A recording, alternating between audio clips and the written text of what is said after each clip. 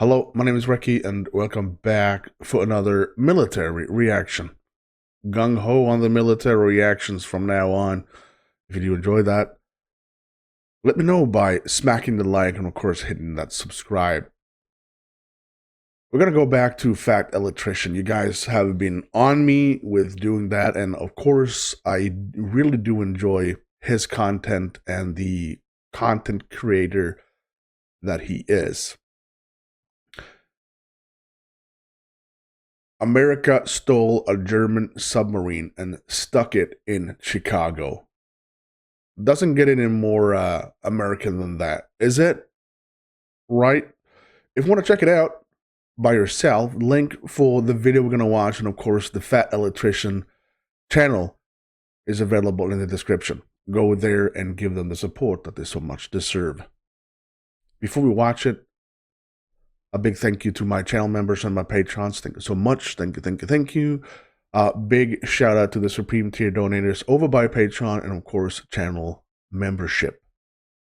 Thank you, thank you. And, of course, we have the ultimate supporters, personal shout outs: Deja, Walt, Roni, Dwayne, Tammy, Kevin, Dana, Troy, Sarah, Robert, Matt, Tracy, and Elon. Massive thank you to you. Let's do this. How the hell do you steal a U-boat or a submarine? You know what you call the only Type 9C German U-boat left in existence? America's.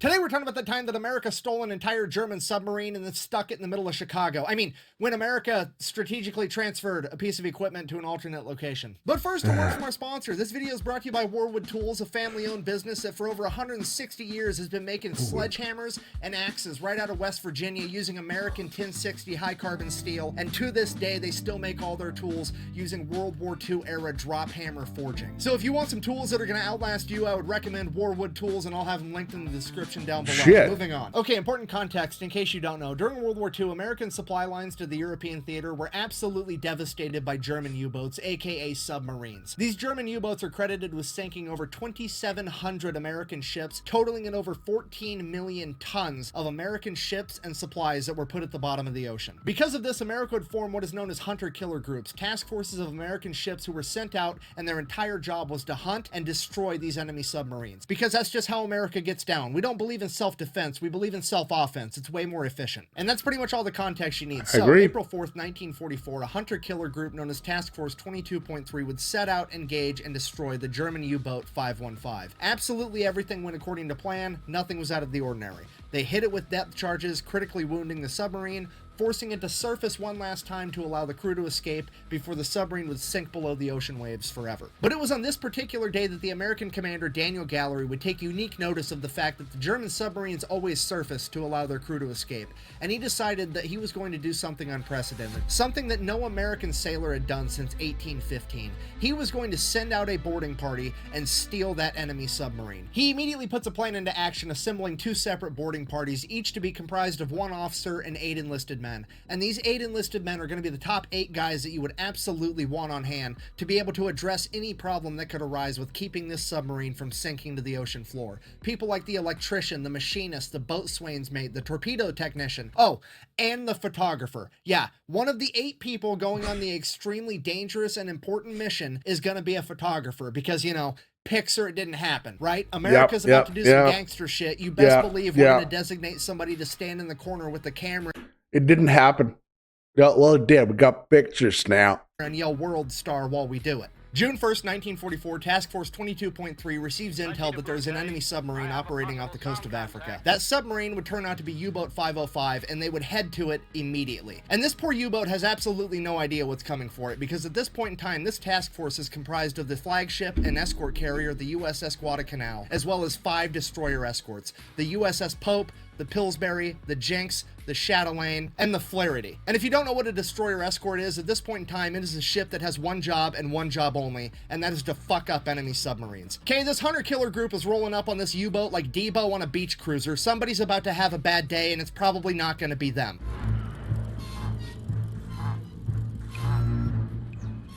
Oh, shit. I like this. I like this.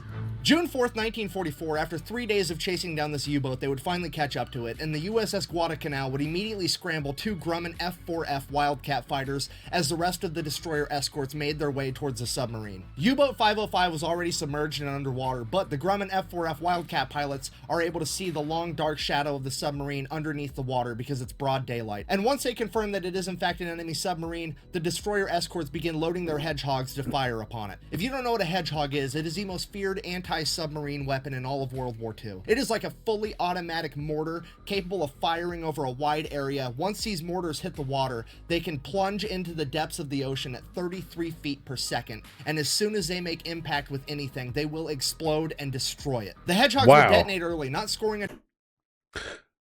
I can't believe that they actually had this during the Second World War. I think it's really cool. I'm learning things here.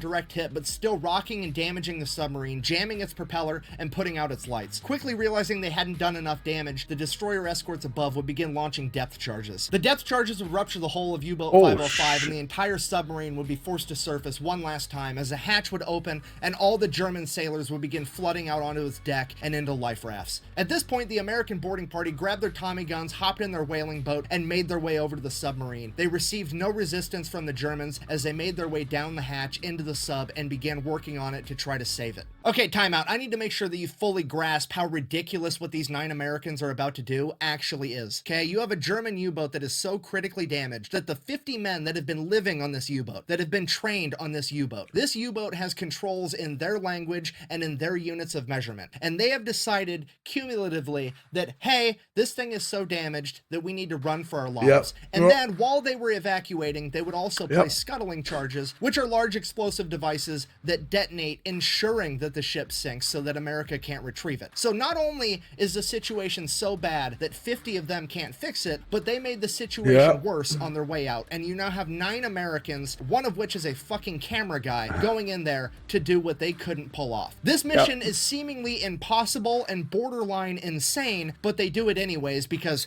America. So they get inside the sub and begin going to work immediately. The torpedo... I'm not surprised. I'm not surprised that this is something they did in the Second World War, especially America. I'm not surprised at all. Technicians and ordnance officers begin defusing scuttling charges as the electricians go to work at trying to get the bilge pumps back up and running to pump water out of the submarine. And the damage control men and the machinists begin working on plugging holes and getting the motor back up and running. And while all of this is going on, the officer in charge of the American boarding party, Lieutenant Albert David, notices that the submarine is sinking so fast that there is now water pouring into the open hatch on top. And it is at this moment that he has to make a split decision. He either has to get his men out and save their lives, or he has to shut the hatch and give them more time to work. But if they can't pull it off, they are all going to die in that submarine. And without thinking twice, he closes the hatch. A few minutes later, the second boarding party would board U-boat 505, and they would attempt to open the hatch to get inside the submarine and help. But the sinking submarine had created such a powerful vacuum that it was impossible. So they did the next best thing. They got a tow line, tied the U-boat 505 to the USS Guadalcanal, as the USS Guadalcanal began towing the now sinking U-boat. Feeling that they were now moving, the Americans on the inside had an ingenious idea. You see, the U-boat didn't have enough power for anything but lights. They were running entirely on batteries. The reason they didn't have power is because the propeller was jammed, and the propeller was jammed because they couldn't get the motor going again. So what they did was they disconnected the drive shaft between the motor and the propeller, allowing the propeller to free spin in the current of the USS Guadalcanal as it's being towed. This would turn the alternator, generating power and giving the U-boat enough power to activate its bilge pumps and begin pumping water out of it. I cannot stress to you enough how fucking genius this was to do. This saved all of their lives for sure, and to be able to have the knowledge and wisdom to come up with a solution like that while you're actively fucking dying in a tin can under the ocean is incredible. So things are already looking up, but at a minimum they have to get that hatch back open so that the first boarding crew can escape if they absolutely need to. So the second boarding crew with their Tommy guns proceeds to pluck one of the Germans out of their life raft and persuade him to activate the pressure valve, which is going to equalize the pressure inside and outside the sub, allowing them to open the hatch door. That happens, and the second boarding crew gets inside and also gets to work. And all this is going on, and there's 50 Germans sitting out there in life rafts like, fuck. Like, what do you do in that situation? You have just been outclassed on every conceivable level. Like, you were in combat, they damaged your ship to the point that you couldn't fix it, so then you tried to rage quit and blow up your own ship, and then they're like, no, I've changed my mind. And then they went in there and made it so you couldn't even sink your own ship. At this point, the rest of the task force goes around plucking all the Germans out of their life rafts because they are now prisoners of war, as Commander Gallery comes to the conclusion, fuck it, we're just gonna have to tow this sinking submarine while it's actively sinking all the way to the nearest American port, and we're just gonna have sailors in there working 24/7 around the clock to try to keep it above the waterline. Not a terrible plan, but the only problem is they're like 150 miles off the coast of Africa, and the nearest American port is 2,500 miles away, and if that wasn't bad enough, it's in fucking Bermuda, you know, where the whole triangle thing Oh, is. shit. The disrespect with this is absolutely palpable. Could you imagine being one of these Germans sitting there like, not only are you not allowed to sink your own ship, you're not even allowed to rage quit. The Americans come in, steal your shit, and now they're gonna joyride it through the Bermuda Triangle and not even lose it just to flex on you like that? It's ridiculous. So they get everything buttoned up and they get underway, headed out to Bermuda. At which point, a couple days later, the commander of the German submarine wakes up in the infirmary on the USS Guadalcanal. Apparently, he had been hit in the head and lost consciousness for a number of days. At which point, Commander Gallery comes down to have a conversation with him, and he's like, hey, here's the deal. We stole your sub.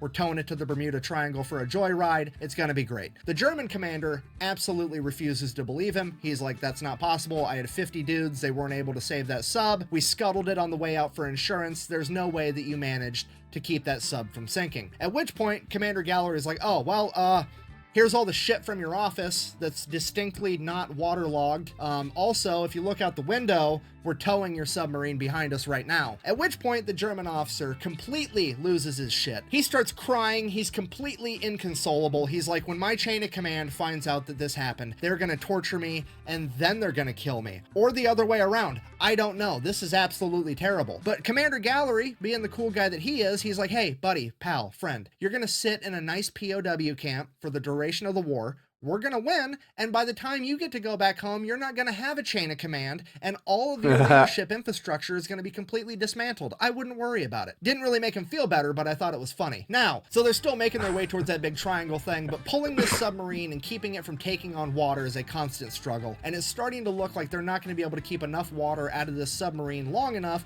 to get it all the way to Bermuda. So, they start interviewing Germans, trying to find one with technical knowledge that would be willing to help them keep it afloat. And that is when they come across a young German sailor by the name of Felix Ewald, and he would inform them that not only is he not German, he's definitely not a Nazi, and he's certainly not a fan. He was conscripted when the Nazis invaded Poland, and he was basically being forced to be there, and that if America wanted help, he was happy to do so. So he would immediately go to work helping the Americans keep the submarine afloat the entire time as they traveled back to Bermuda. As the remaining German POWs began asking questions, what happened to Felix? What happened to Ewald? Where's Ewald? And they began looking for him every chance they got, searching everywhere they could find him. The Americans had told him that they killed him, but they didn't believe it because they knew he was Polish too. So they just kept looking and looking, scanning everywhere. And this would be the inspiration for the childhood book, Where's Waldo? I'm just kidding. I made that No, Anyways, dude, he's such an a-hole. Oh my god, I was super close of actually believing that. Oh, no. Felix, they managed to tow this submarine all the way to Bermuda. They get it fixed up. It's definitely not going to sink, at which point they get to go in and really start looking at what intel they had managed to gather. And holy shit, there is an up-to-date active Enigma cipher machine on board. This is what the Germans were using to send all their secret military communications, and it could prove absolutely invaluable. They also had a bunch of up-to-date ciphers and a bunch of other documents that were deemed so important that they were printed on water-soluble paper so that if the boat did sink and these documents got wet, they would completely disintegrate and be unrecoverable. It is at this point that the American leadership decides the Germans have to think that this boat went down and everyone died. We cannot let them know that we have this information because now we're going to be able to decode all of their secret transmissions and we don't want them to change the code. So they take U-Boat 505, they actually paint it to look like an American submarine and then start referring to it as the USS Nemo, which if you don't know is Latin for no one. They then take all the German POWs from U-Boat 505, send them to Louisiana, Louisiana, where they are going to be completely segregated from all the other POWs, so nobody knows who they are or where they came from. All the American sailors are then ordered to turn over all of the souvenirs that they gathered out of U-Boat 505 and to shut the fuck up about it. And as far as anyone on the planet needs to be concerned, this U-boat is at the bottom of the Atlantic Ocean, 150 miles off the coast of Africa. Nobody can know that we have this.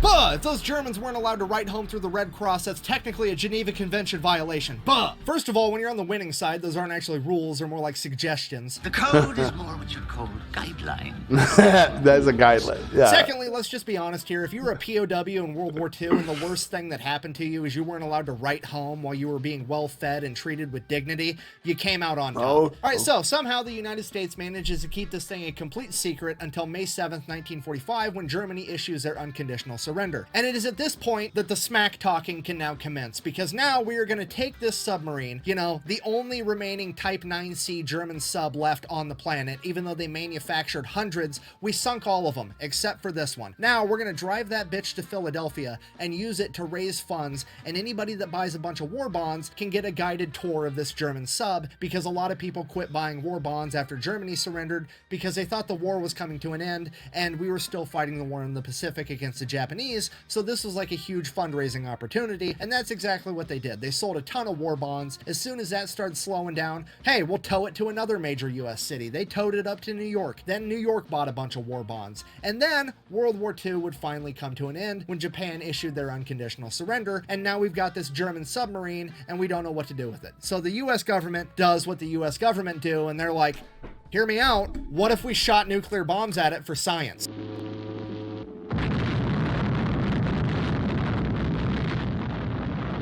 At which point, Commander Gallery, who's now an admiral, chimes in and is like, no, I stole that thing fair and square. We're keeping it. So he ends up orchestrating a deal with the city of Chicago where the U.S. government will donate the submarine to the city of Chicago as long as the city pays to have it shipped all the way there. And that's exactly what happens. They took a Type 9C German submarine, the whole thing, in one piece, and put it in Chicago, you know, like the major city that's the most inland of any other city in America. It's literally fucking 2 Germanys into America. Yes, that is to scale. An incredible logistical feat is the icing on the cake for one of the most amazing and utterly disrespectful stories to ever come out of World War II. And I'm happy to say that if you would ever like to go see U-Boat 505, you still can, because it is still in Chicago today at the Museum of Science and Industry, where it currently sits as a proud member of the second largest navy on the planet, America's fleet of museum ships. Thank you for watching. Best way to support the channel is go buy some merch at thefatelectrician.com. Quack bang out. On June 19th, the U-505 was towed into Bermuda, and there remains as a prize of war, one less wolf to hunt with the pack. Wow, that's another insane story coming right out the Second World War, with the Americans just trying new things. You know, can we do it? Let's try it. And it worked. I bet you that this is not the only completely insane, let's steal a U-boat. Let's steal this. And just, some people get like insignias from officers, enemy officers, and maybe gets a flag or maybe a gun. They stole the freaking U-boat. Let me know what you think. And if you did enjoy watching me reacting to this, smack the like and of course hit that subscribe. I would greatly appreciate that. That's it. Thank you so much for watching. I'm Recky. You stay safe.